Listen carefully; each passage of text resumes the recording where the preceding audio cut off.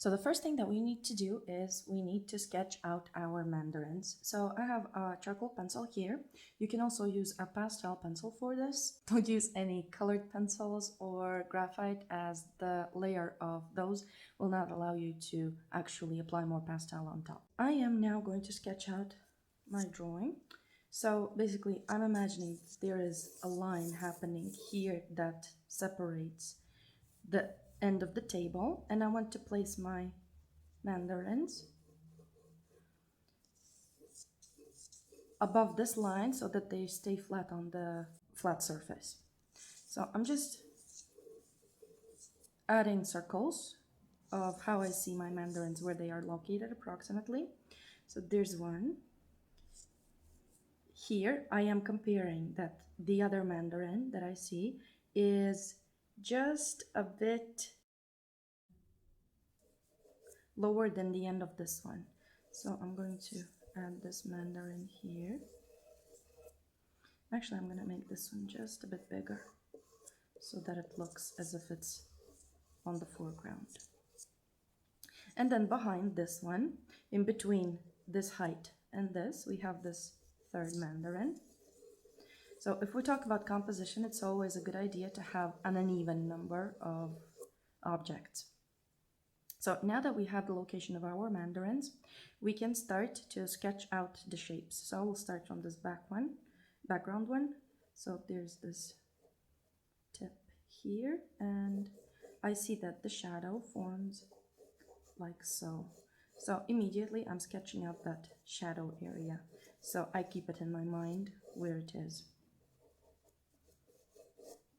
Okay, so we deal with the background ones, which are simpler first, and then we continue with the one in the foreground, which has more detail in it.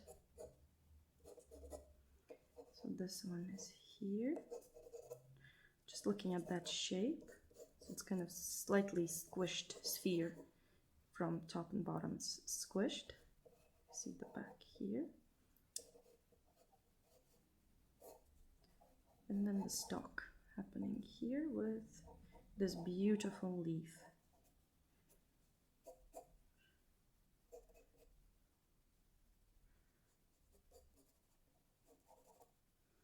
Like so. Now I can also add cast shadow, which is happening like so. Cast shadow from this one. And then we will also have the cast shadow here. And now we can start drawing out this mandarin. So I'm looking at this shape of the skin, kind of is peeled off, and drawing in the shape that I see. Not worried about thinking that it's a mandarin at this moment. Then here I see those sections of the mandarin. There's one, and then the other one's hidden underneath here. So they come close together, but they don't touch each other. So here's the other section, and I'm always sketching in where the form changes angle, so where the planes change. So here I see that this one is turning away from the light. Okay, and here in front, I have again this peel happening. We will get to this part of the peel very soon. So here I'm sketching out this peel. It has a thickness to it, remember, and it goes kind of like so. So we will take into consideration the thickness of this peel while we will be adding color. And here we have another segment of our mandarin. So it's approximately here.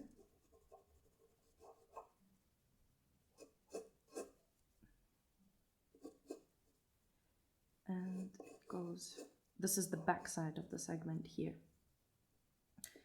And then the other segment goes until here. And here we see the peel again. So we need to remember that. Okay, and we see just a bit of that side view of these two segments. And then the other one is slightly out of our sphere, so it kind of is moved slightly out. And this is the side view, like so. So now we're starting to have an idea of where everything is going to be located. Now here we have that peel coming off. And basically I'm looking at those shapes.